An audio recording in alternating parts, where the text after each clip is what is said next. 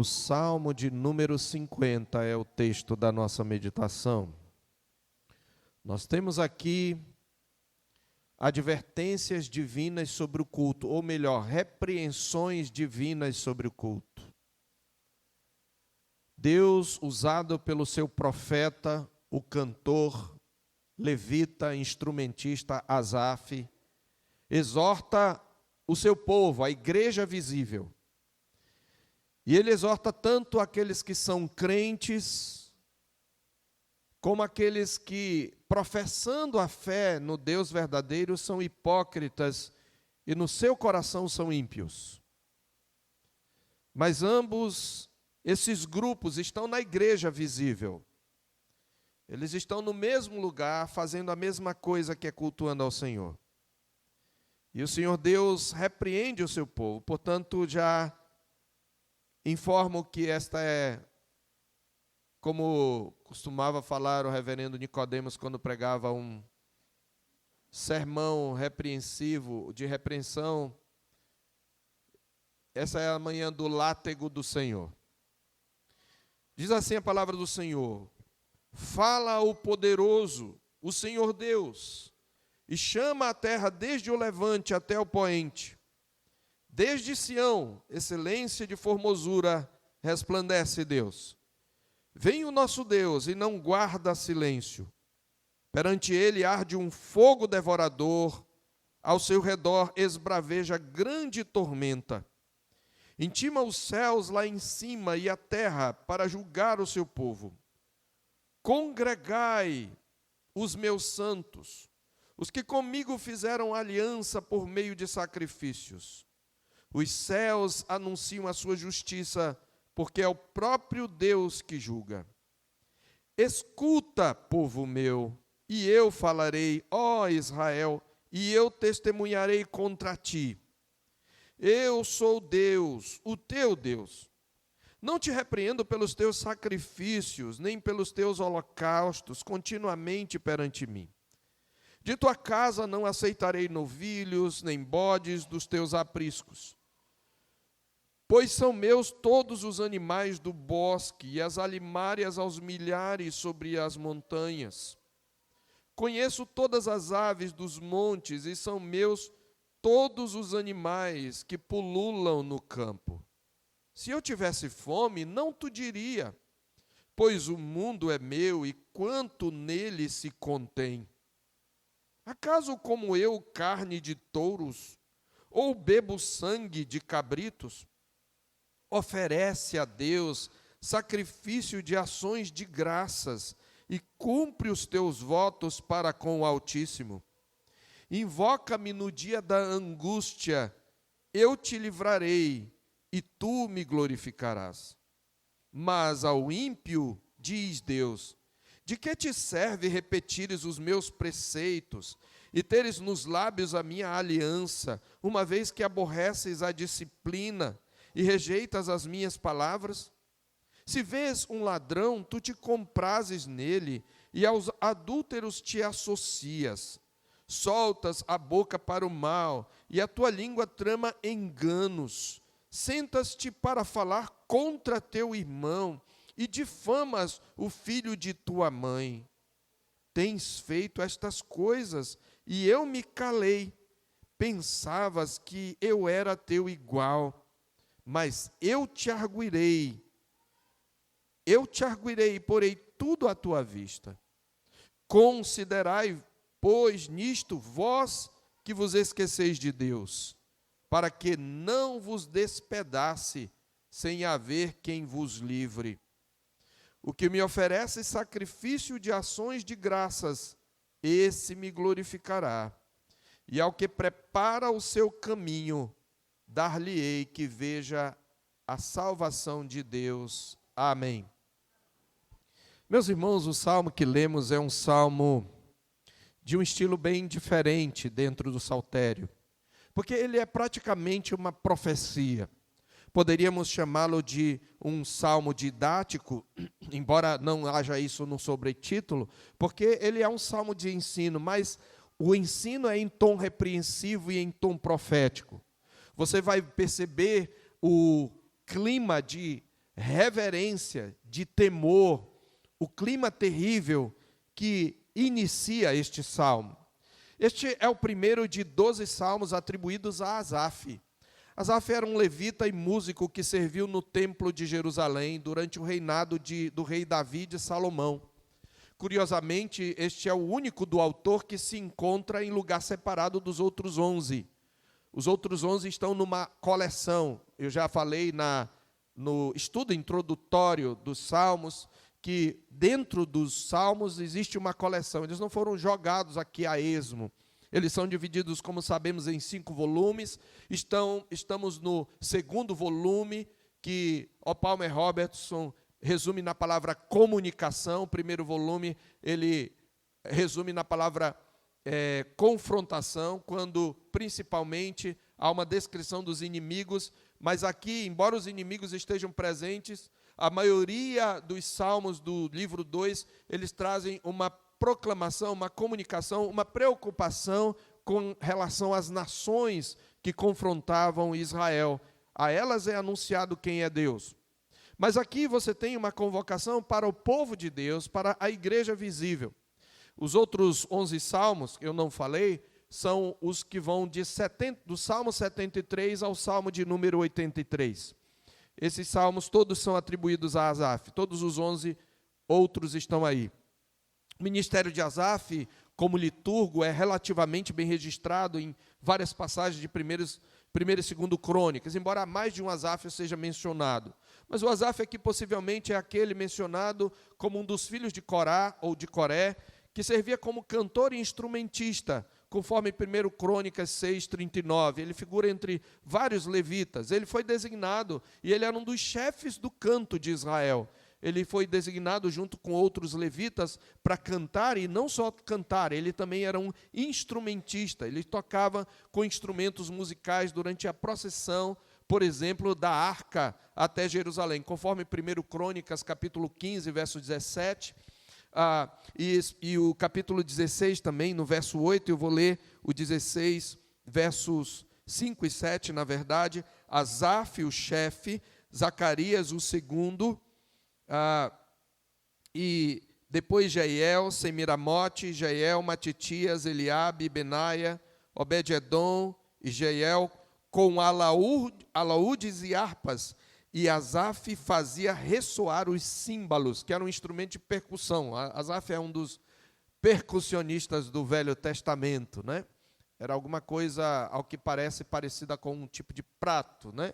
Então ele ele fazia ressoar os símbolos, e eles estavam continuamente perante a arca de Deus. Ele recebeu a graça de cantar e tocar instrumentos musicais também durante a dedicação do templo de Salomão, conforme 2 Crônicas 5:12. Há passagens em Crônicas que fala que esses cantores, eles profetizavam com louvores, e muitos, tomando isso daí, dizem profetizar hoje. Não, eles eram profetas, e eles compuseram parte dos salmos. Davi compôs a maior parte, que era também um tocador de harpa, né? E um cantor, um mavioso salmista de Israel, assim Davi era chamado, e esses homens também profetizavam, e é por isso que nós temos um livro, um inário inspirado. Pois bem, meus irmãos, observem que o salmo inteiro é um salmo onde Deus assume a primeira pessoa. É Deus quem fala aqui. Asaf, ele apenas como uma espécie de arauto anuncia a chegada do rei para falar ao seu povo. E o salmo inteiro se dirige ao povo da aliança, e ele fala, em primeiro lugar, às pessoas que são crentes, mas que não pensam muito naquilo que fazem quando estão cultuando a Deus, que cometem muitas falhas, que são negligentes, embora sejam convertidos de fato. Mas depois ele fala também àqueles que são endurecidos e hipócritas, que professam a fé no Deus de Israel, que professavam a fé no Deus de Israel, mas cuja vida revelava um coração ímpio. E, meus irmãos, para elas ele traz uma repreensão mais dura. E essa é a mensagem que os profetas e o próprio Jesus anunciaram a uma igreja que se esquecera de tratar com Deus vivo. E você vai observar que do verso 1 ao verso 10, especialmente, nós podemos dividir o Salmo em 4 partes. Na verdade, 3 partes e uma espécie de conclusão. Na primeira parte, você vai ter uma santa convocação do verso 1 ao 6. Do verso 1 ao 6, você vai perceber no Salmo, e aprenda a interpretar a Bíblia, você vai ver que todos esses versos vão se dedicar a descrever o Deus que fala e a introduzir as suas palavras, convocando o povo para ouvi-lo. Em segundo lugar, no verso 7 ao versículo 14, ou ao versículo 15, você tem uma exortação ou uma repreensão ao povo da aliança, aos crentes da igreja visível, do verso, como eu falei, 7 até o verso 15. Em terceiro lugar, nós teremos no Salmo uma reprovação ao que eu chamo de ímpios professos. Quem são ímpios professos? É gente, no contexto do Salmo, no contexto de Israel, que foi circuncidada, que nasceu no povo de Deus, que adora no templo, participava de todos os sacramentos, experimentou os feitos de Deus, mas cujo coração nunca foi tocado pela graça interior. Era gente que só adorava da boca para fora, mas durante a semana vivia uma vida de pecado deliberado. Era gente que professava a fé em Deus, mas que não era crente. Irmãos, eu quero fazer-lhes uma advertência. Hoje nós não temos uma realidade diferente. Dentro da igreja visível e possivelmente dentro da terceira igreja, existem membros que são ímpios no seu coração e que uma hora ou outra vão revelar isto. Nós já tivemos muita gente que até exerceu o ministério na igreja e hoje está totalmente fora da comunhão do povo de Deus. Então, essa é uma advertência para nós. E aqui eu preciso, ainda nessa introdução, meus irmãos, fazer uma espécie de correção. Nós, às vezes, temos muita dificuldade de equacionar o caráter permanente e seguro da nossa salvação com a irresponsabilidade. Nós temos dificuldade com o temor que temos. Por exemplo, nós costumamos responder que uma vez salvo, salvo para sempre. É verdade. Por isso, o crente genuíno precisa ter segurança da salvação. Ele pode se fiar nas promessas de Deus, ele pode se fundamentar na obra de Cristo Jesus, na sua morte expiatória, na sua obediência ativa ao cumprir a lei em nosso lugar, na sua ressurreição vencendo a morte e na sua presente intercessão. E o verdadeiro crente, ele olha para Cristo e isso lhe dá segurança, ele reconhece que é um pecador, porém ele sabe que Cristo Jesus veio ao mundo para salvar os pecadores, dos quais ele é o principal. Esta é a nossa segurança. Se esta é a nossa segurança, por que somos tão advertidos com relação ao juízo eterno? Porque mesmo crentes nós somos lembrados do fogo eterno. Aí vem a pergunta, se uma vez salvo, salvo para sempre, por que há alguma circunstância em que eu possa pôr em dúvida a minha salvação? Num certo sentido, sim. Mas a pergunta não é se Cristo pode me salvar. De fato, uma vez salvo, salvo para sempre. Mas a pergunta que deve ser gerada em nosso coração é: eu sou realmente nascido de novo? Quando eu olho para a minha vida, quando eu olho para as evidências, quando eu olho para o que Deus fala na sua palavra sobre como vivem os crentes, e eu olho para a minha vida, eu posso dizer que eu sou convertido, eu de fato creio em Jesus, quem crê obedece.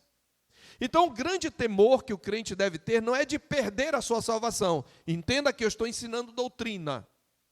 Você deve ter temor, mas não de perder a sua salvação. O temor que eu devo ter é de nunca ter sido salvo. É diferente. Isso não fere a segurança da salvação. O temor que você deve ter é de ser um falso crente. Observe que a palavra de Deus diz em 2 Coríntios 13:5: examinai-vos a vós mesmos, se realmente estáis na fé. Não é se eu vou perder a salvação, é se eu a ganhei. É isso que eu devo perguntar. Se você realmente está na fé, provai-vos a vós mesmos. Se realmente, ele diz, se não é que já estáis reprovados, ou não reconheceis que Cristo está em vós, se não é que já estáis reprovados. Sim, o crente precisa temer, não perder a sua salvação, mas ele precisa temer que de repente ele não seja um apóstata. A Bíblia diz: temamos, pois, que sendo-nos deixada a promessa de entrarmos no descanso de Deus, suceda parecer que algum de vós haja falhado. Em Hebreus capítulo 4, verso 1. Então essa advertência ela é muito importante para nós checarmos a nossa vida. E o genuíno crente, quando ele avaliar a sua vida e perguntar: de fato eu sou convertido? De fato eu sou crente? Ele vai concluir: sim, eu sou crente, mas tem alguns pontos de incoerência na minha vida, e hoje eu ouvi a repreensão de Deus, e eu quero confessar meus pecados e abandoná-los. É assim que faz o crente. Mas pode ser que alguém nunca foi convertido e de repente diz: eu não sou crente, mas eu descobri que eu sou um pecador e eu preciso me converter a Cristo, e eu quero me converter a Cristo hoje. Este é o desejo do meu coração nesta manhã, queridos, porque o Senhor faz uma dura repreensão, ou traz algumas repreensões divinas sobre o culto. Então, em primeiro lugar, eu quero mostrar para vocês a santa convocação. E o que nós precisamos entender, queridos, que tudo que Deus está falando aqui é sobre o culto, tá? É sobre isso que nós estamos fazendo. É sobre como nós devemos cultuar ou como nós não devemos cultuar. E o primeiro ponto vai nos mostrar que o culto começa com uma santa convocação. Você não veio aqui, não pense que você veio aqui porque você simplesmente acordou e decidiu. Se este é o pensamento, você não entendeu o culto. Talvez você nem seja crente. Você precisa entender que o crente, aquele que tem consciência de quem é Deus, de quem é Cristo, ele tem consciência de que no dia do Senhor ele é convocado pela palavra de Deus para vir ao culto. É um privilégio que só aqueles que estão em Cristo têm. O ímpio não tem esse privilégio, porque ele não tem um mediador, ele não foi purificado com o sangue de Jesus, mas o crente tem um privilégio imerecido, é graça. Ninguém veio fazer favor a Deus.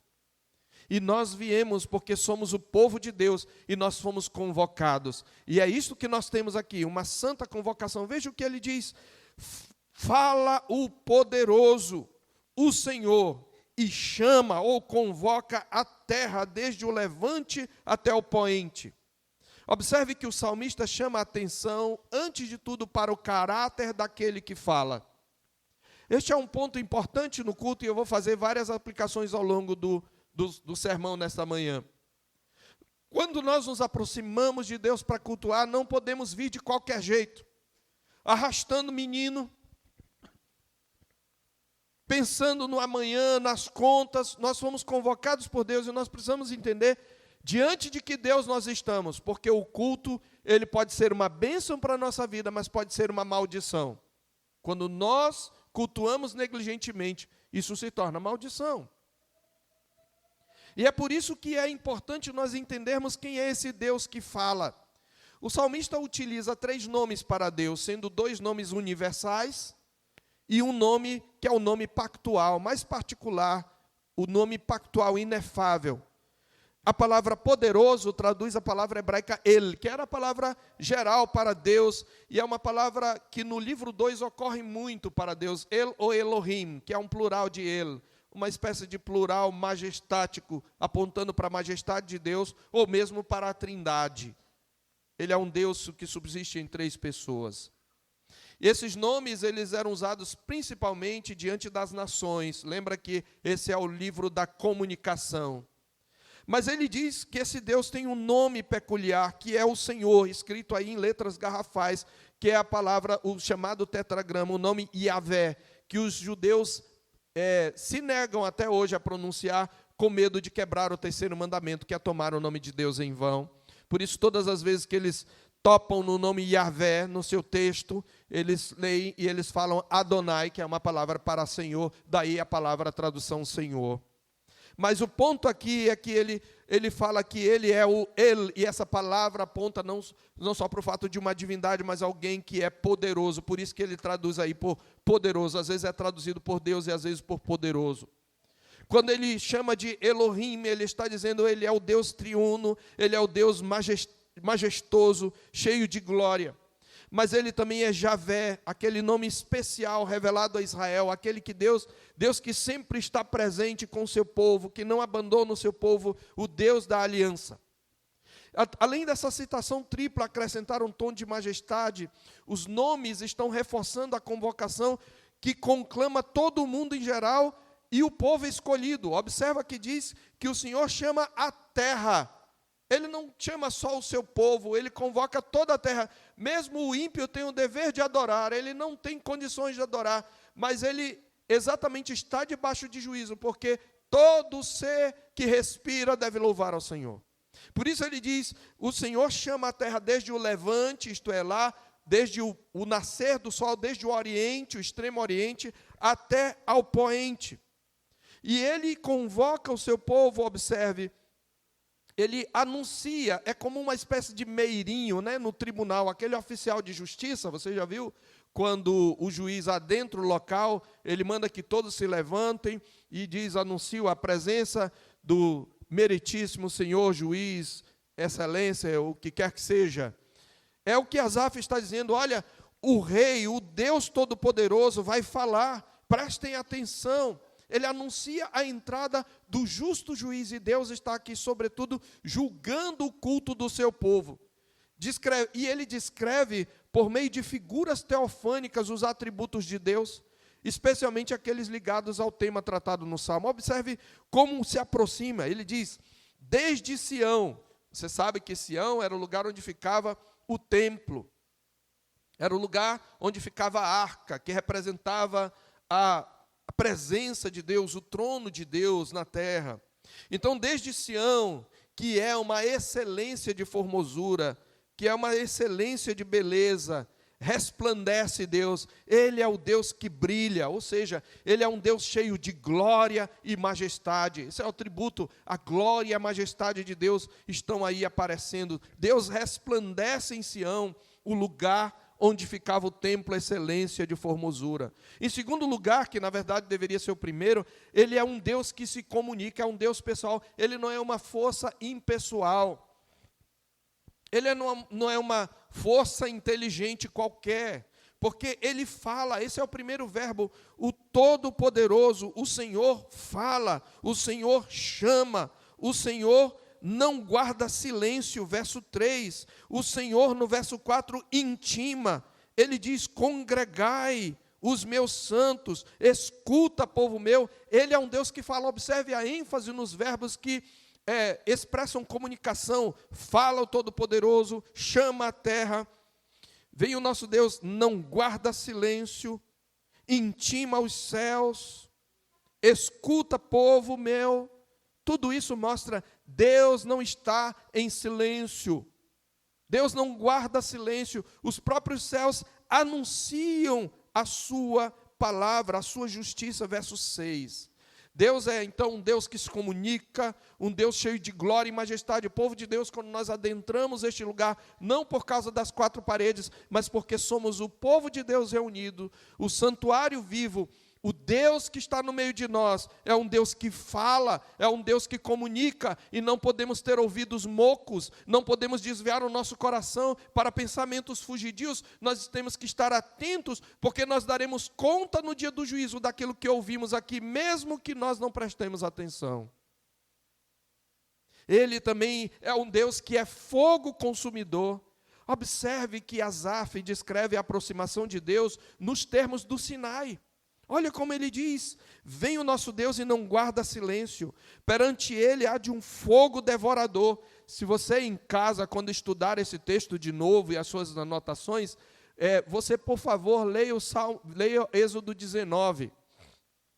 Ele está descrevendo o que acontece em Êxodo 19, o clangor de trombetas, o monte fumegante, um fogo consumidor no cimo do monte, o terremoto. É isso que ele está descrevendo, observe: perante ele arde um fogo devorador, e ao seu redor esbraveja grande tormenta. A aproximação é descrita como uma teofania. O poderoso Deus, tendo diante da sua face um fogo devorador, e ao seu redor uma tempestade, se aproxima para falar. E essa imagem, queridos, aponta para a santidade majestosa de Deus.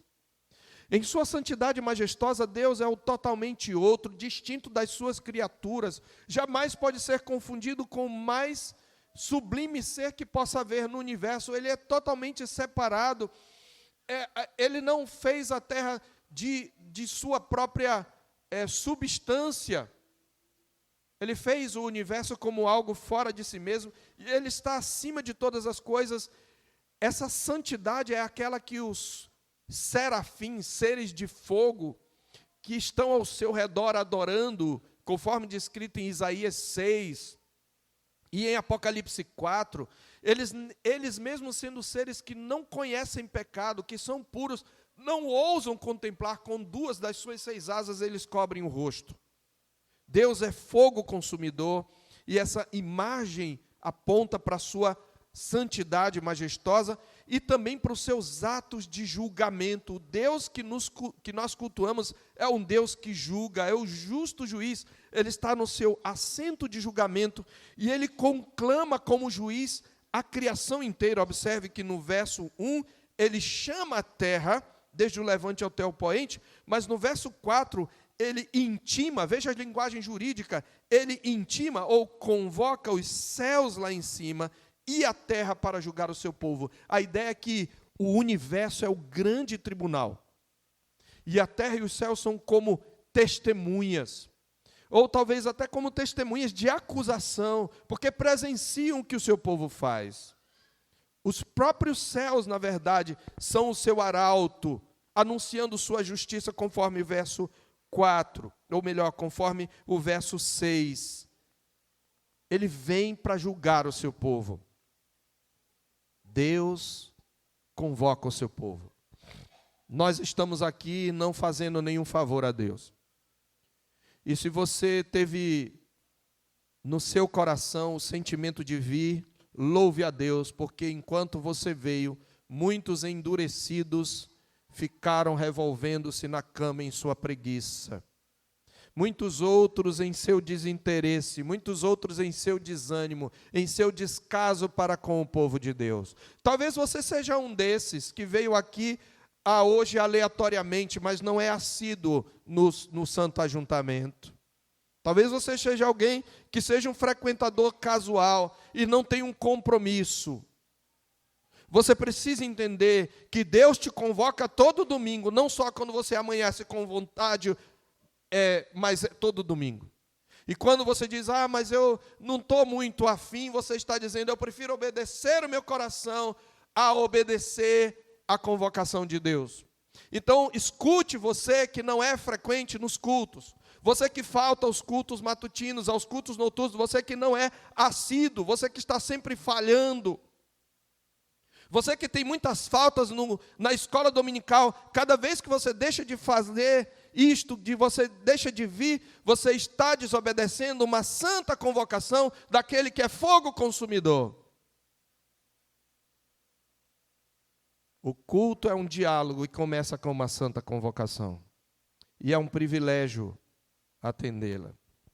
Em segundo lugar, então, esse Deus que convoca agora, ele faz uma dura repreensão ao povo da aliança. Veja o que diz o verso 7 a 15.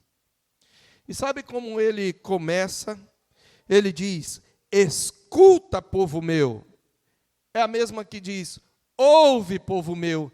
Aqui há uma ressonância de Deuteronômio 4, que é o coração da aliança. Ouve, Israel, o Senhor nosso Deus é o único Senhor. É o que os hebreus chamavam de Shema, porque Shema é o verbo hebraico ouve no imperativo. Shema Israel é o que ele dizia. O Senhor é o nosso Deus, o Senhor é um só. Yahvé Elohenu, Yahvé Echad. Shema Israel. Ele está dizendo, ele está trazendo o povo para a lei, e ele vai julgar o culto conforme a lei. Ele diz assim: ouve, povo meu, e eu falarei, ó Israel, e eu testemunharei contra ti. Mas ele começa com uma palavra de misericórdia, porque ele está lembrando, eu sou Deus, o teu Deus. E essa expressão é a expressão pactual. Ele está falando com amor, ele está falando como pai que repreende o seu filho. Ouve, povo meu. Quando ele diz povo meu, ele está dizendo, eu aceitei vocês, eu recebo vocês, eu acolhi vocês. A Bíblia diz que Deus repreende aqueles a quem ama, assim como o pai aqueles a quem quer bem. E é isso que ele está dizendo aqui, sua palavra é paternal, é dura, mas é paternal. Tu és o meu povo, eu sou o teu Deus, e eu vou te repreender. E observe que ele está repreendendo o povo aqui, não é por nenhuma heresia, não é por nenhum erro na formalidade litúrgica. Esse povo que ele está repreendendo aqui, prestava um culto do ponto de vista litúrgico correto. E veja, Deus se preocupa com a forma. A forma é importante, porque a forma, ela diz, ela expressa quem é Deus para nós, quem somos nós. Então, a forma litúrgica importa, porque ela expressa os atributos, as excelências de Deus. E se ela for antibíblica, ela não vai dignificar a Deus. Mas é possível ter a forma correta, mas ter uma vida que não condiz com essa forma litúrgica. E este é o pecado aqui. Nós nos gloriamos muitas vezes de termos uma boa teologia, uma liturgia reformada, correta, pois é para nós essa repreensão. Observe que ele diz, não te repreendo pelos teus sacrifícios, nem pelos teus holocaustos continuamente perante mim. Não é esse o problema, a tua liturgia está correta. Você está fazendo tudo certo, você está oferecendo os holocaustos como tem que oferecer, conforme prescrito no Código de Santidade, lá em Levítico. Mas não é por isso que eu te repreendo pelos teus holocaustos. E antes de dizer por quê, ele vai dizer, eu não preciso da tua liturgia. Eu não preciso dos teus holocaustos. Ele diz, de tua casa não aceitarei novilhos nem bodes dos teus apriscos. Por quê? Porque são meus todos os animais do bosque, e as alimárias aos milhares sobre as montanhas. Muitos dos sacrifícios eram oferecidos a Deus, alguns como holocausto, como sacrifício pelo pecado, sacrifício pela culpa, e outros eram sacrifícios de ação de graça, que inclusive serviam para o levita comer, eram formas de ofertas. Alguns eram dados como ofertas e até parte do dízimo. O Senhor está dizendo, eu não preciso das tuas riquezas. Tudo que, na verdade, você acha que tem é meu. Eu conheço todas as aves do monte, são meus todos os animais que pululam no campo. Se eu tivesse fome, não tu diria, pois o mundo é meu. E quanto neles se confiam? Eu não preciso de você. Falando hoje, é como se ele dissesse, eu não preciso dos teus cânticos, eu não preciso das tuas orações, eu não preciso do teu levantar de mãos, eu não preciso dos teus dízimos, porque tudo que eu criei é meu. Eu não faço questão disso em si mesmo. Ele diz, acaso como eu, carne de touros, ou bebo sangue de cabritos? Pelo que então Deus está repreendendo o povo? Ele está repreendendo o povo pela falta de gratidão, pela falta de um coração agradecido, que é inconsistente com aquilo que os lábios pronunciam. Olha, ele diz isso no verso 14. Oferece a Deus sacrifício de ações de graças e cumpre os teus votos para com o Altíssimo. Não adianta você trazer animais, mas ter um coração murmurador, é isso que ele quer dizer. Não adianta você trazer e queimar os holocaustos, e trazer sacrifícios pacíficos, e cantar nas festas santas, nas luas novas, e guardar o sábado, mas o seu coração é murmurador. Você não traz no coração uma gratidão, você canta com os lábios, mas o coração não é grato diante de mim. Meus irmãos, a ingratidão, o descontentamento, revela um coração que não está adorando. E como é que nós demonstramos ingratidão? Vou já dizer para você.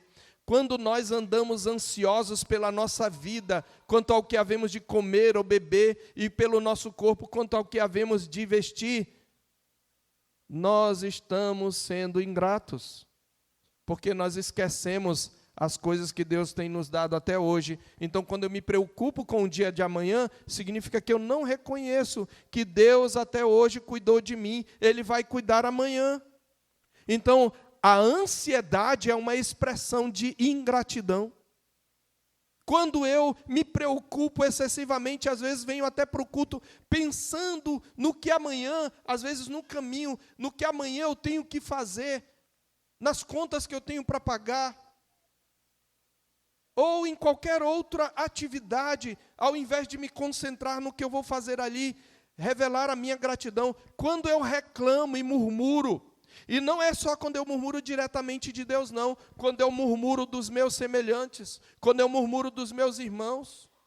Ah, essa igreja é uma igreja fria. Ah, essa igreja é uma igreja sem amor.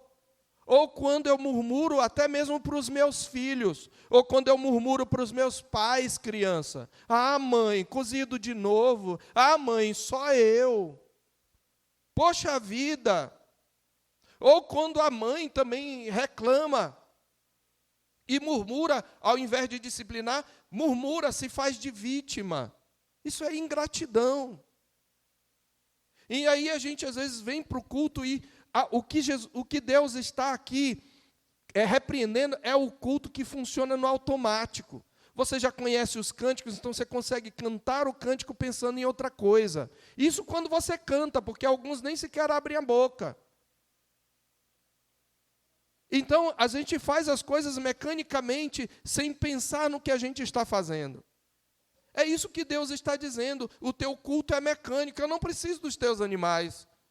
Você precisa oferecer a Deus com gratidão. É isso que a Bíblia fala lá. Observe em Efésios 5:18 em diante. Não vos embriagueis com vinho, mas enchei-vos do Espírito.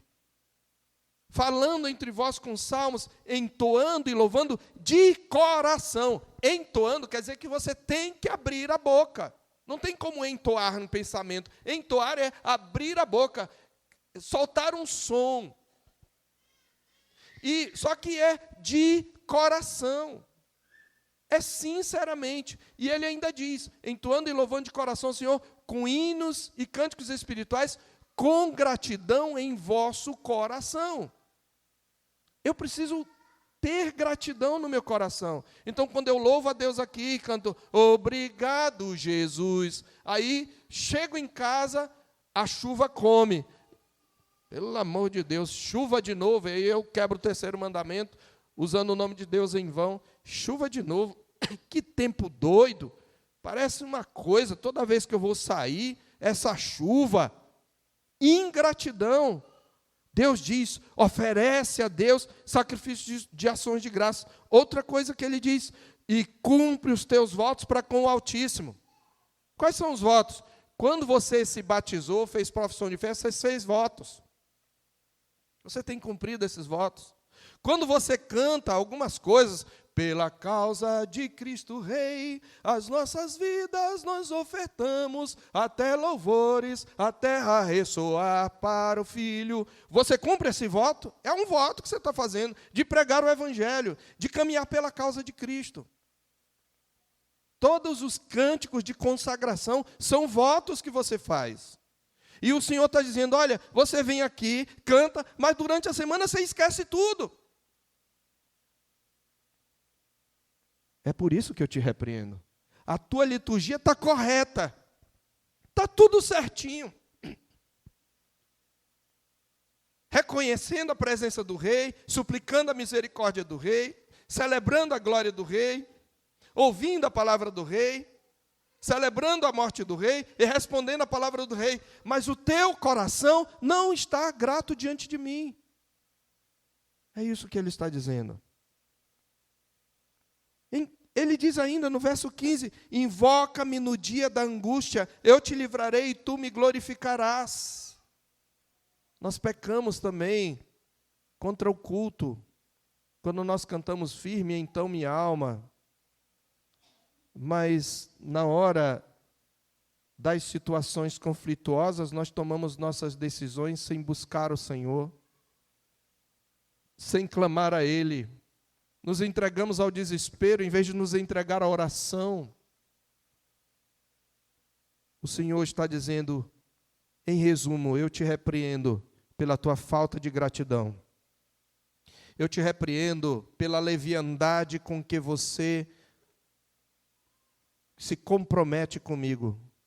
Porque o que você canta, você não está cumprindo.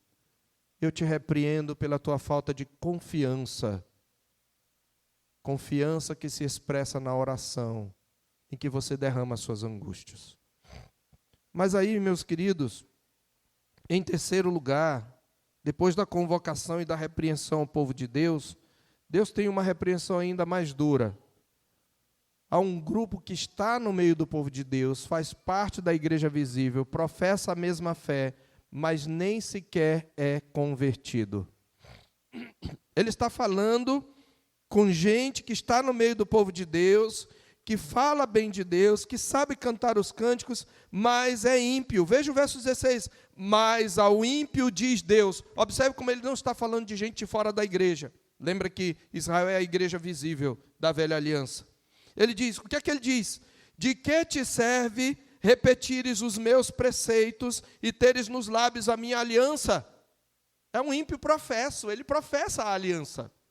Ele repete os preceitos, ele sabe de cor os mandamentos. Então, é alguém de dentro da igreja, mas que é ímpio. Presta atenção, igreja. Você pode ser um membro da igreja, passar pelo exame do conselho e ser um ímpio.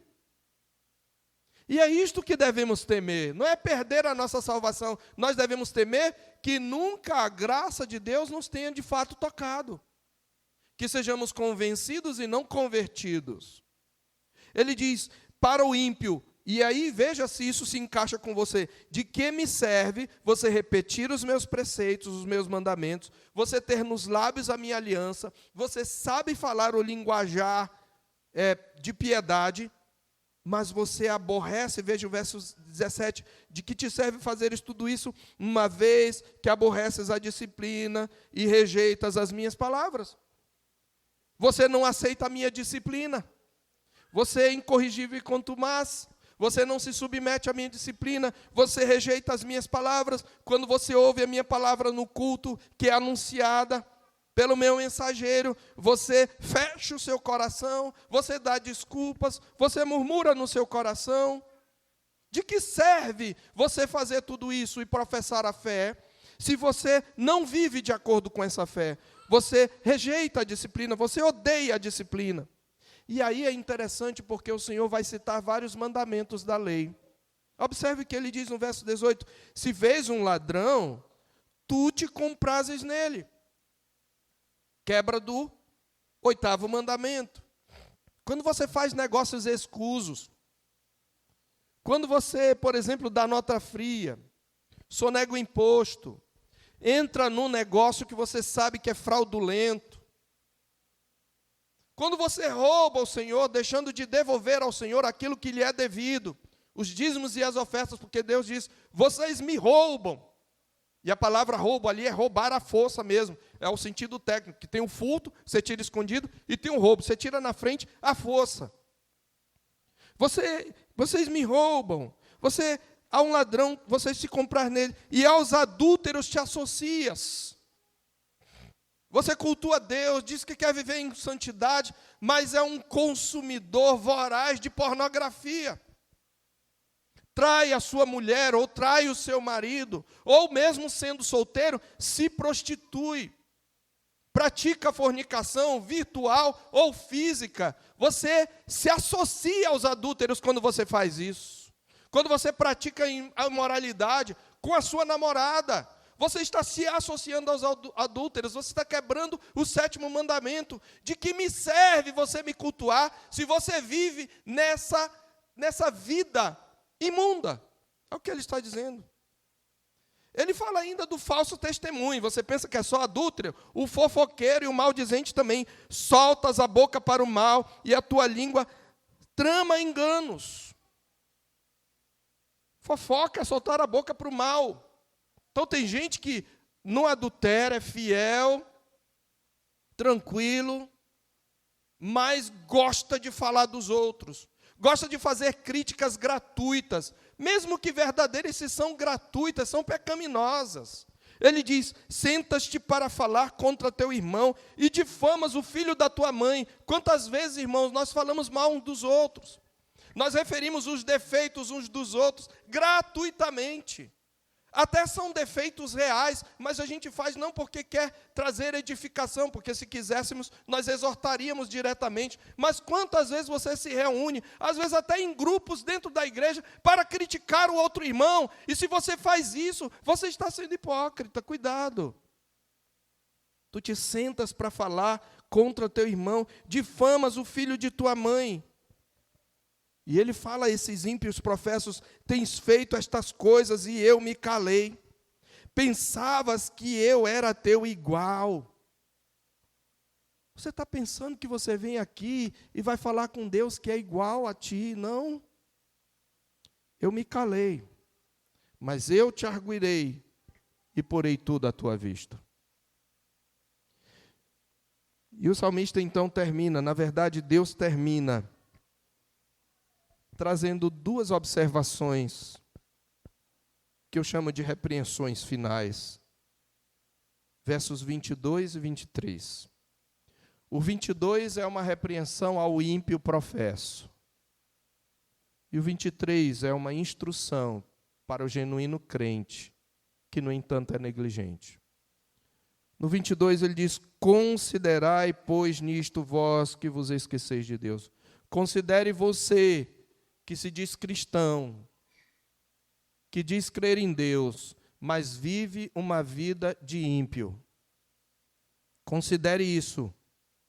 Para quê? Para que não vos despedace, sem haver quem o livre. Irmãos, a Bíblia diz que o homem que muitas vezes repreendido endurece a servir será quebrantado sem que haja cura. E nós precisamos temer. E o temor não é de perder a salvação, é de sermos revelados como gente que, na verdade, nunca se converteu. E no verso 23, uma instrução para o povo da aliança: o que me oferece sacrifício de ações de graças, esse me glorificará.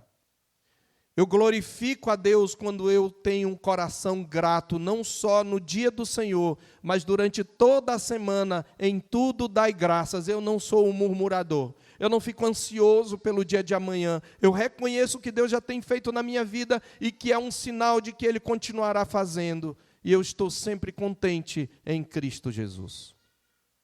Mas ele diz ainda: e ao que prepara o seu caminho, dar-lhe-ei que veja a salvação de Deus. O verdadeiro, genuíno adorador é alguém que prepara o seu caminho, que se preocupa como ele está diante de Deus, que se prepara adequadamente para cultuar e que age com reverência. Observe que toda a convocação da primeira parte do Salmo, ela nos chama à reverência. Nós não podemos estar de qualquer jeito diante de Deus. E eu quero concluir, meus irmãos. Eu quero concluir pensando, essas são repreensões divinas sobre o culto. Como você tem cultuado a Deus, meu irmão? Você tem de fato levado a sério essa que é a atividade mais importante da semana? Você tem chegado a este lugar com prazer? Você se prepara aqui mais do que você se prepara quando vai fazer uma prova de concurso? Que você passa noites estudando, lendo a palavra de Deus, não, lendo as apostilas, e memorizando, e repetindo, e dando aula, mas aquilo que você vê que serve para a vida, para a sua eternidade, que é a coisa mais importante, você não lê, ou não consulta, ou nem sequer anota, ou não consulta suas notas, não memoriza aquilo que você aprendeu, não estuda, mas para passar no concurso, estuda. Você se prepara aqui, mais do que você se prepara, por exemplo, para o jogo de futebol, da decisão, do campeonato, quando o seu time está na decisão, às vezes até quebrando o dia do Senhor, porque normalmente é no dia do Senhor. Ah, não, aí você se veste, você se prepara a pipoca, ou prepara o churrasco, e senta na televisão, e diz, mulher, não quero conversa, tudo que tiver para eu fazer tem que ser antes do jogo, porque eu estou preparando para o jogo, e você só fala naquilo, mas quando vem para o culto é relaxado. Irmãos, nós cometemos irreverência de várias maneiras. Uma delas, quando a gente chega atrasado no culto. Eu sei que isso acontece vez por outra, se isso acontece vez por outra, e aconteceu aqui e ali, ou você não conhecia os horários, está tudo bem. Eu estou falando principalmente com os membros da terceira igreja, que com frequência chegam atrasados no culto e que quase nunca chegam na hora. Você perde parte do diálogo, você perde o momento de que você reconhece a presença de Deus, você perde o momento da convocação, você perde o momento da confissão. A liturgia, ela é um diálogo, ela é um discurso, você perde parte do discurso, você chega no meio da conversa, você faz assim em todo encontro. Quando você faz isso, crente, você que é negligente, que vive chegando atrasado, repito, talvez alguém tenha chegado atrasado aqui hoje, foi pontual, tudo bem, não leve em conta o que eu estou dizendo, mas você que conhece o seu coração e sabe, você quase nunca consegue chegar antes para se preparar, você está sendo negligente. Você não chega atrasado no seu trabalho, e se chega, está dando mau testemunho. Você não chega atrasado para um encontro importante, eu duvido. Você quer sentar nos primeiros lugares, mas se você negligencia, e às vezes ainda chega, dá trabalho para o diácono, porque quer sentar todo mundo junto. Eu cheguei atrasado, não tem mais 4 lugares, 5 lugares, mas dá um jeito aí, diácono, tem que dar um jeito, porque eu só sento junto. Não, está tudo errado. Converta-se do seu pecado, converta-se da sua negligência. Nós estamos falando de Deus, irmãos. O Deus que é o poderoso, o Deus que nos salvou em Cristo. Nós vimos aqui para falar do nosso amor por Jesus. E se eu chego atrasado, eu estou mostrando negligência. Outra forma é eu faltar aos cultos. Vem um domingo sim, outro não. Qualquer coisinha que acontece, qualquer coisa que o diabo coloca, é razão para eu não vir.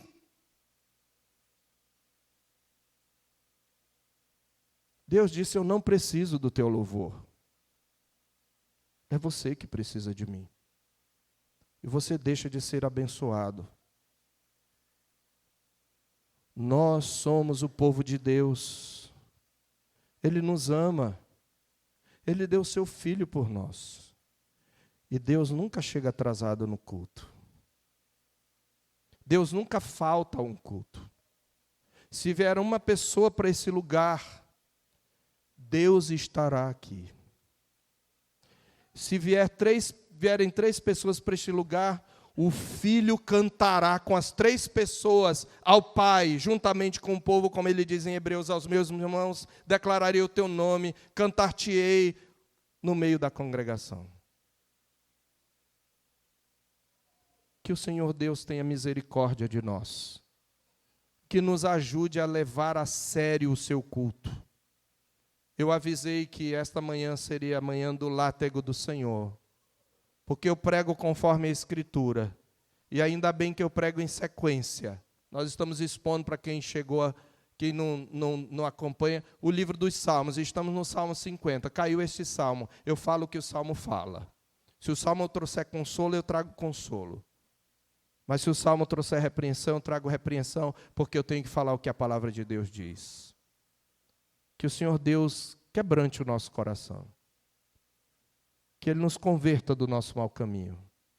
E nós possamos aprender a cantar, a louvar e a adorar com seriedade, com alegria, mas com seriedade.